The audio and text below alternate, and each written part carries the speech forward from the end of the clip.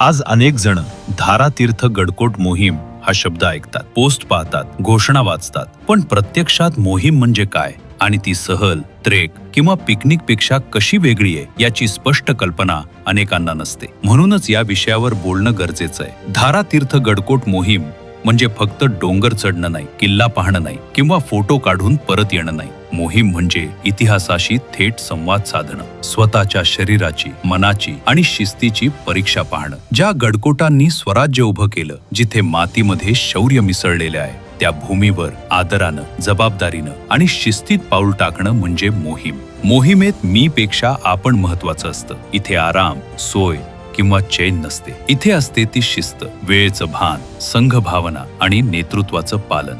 पहाटे लवकर उठणं, ठरलेल्या वेळेत चालणं, पाण्याचं नियोजन, इतरांची काळजी घेणं, कुठेही कचरा न टाकणं, गडाचा मान राखणं, हे सगळं मोहिमेचा अविभाज्य भाग असतो. धारातीर्थ गडकोट मोहिमेत सहभागी होणं म्हणजे इतिहास वाचणं नाही, इतिहास चालत अनुभवणं आहे.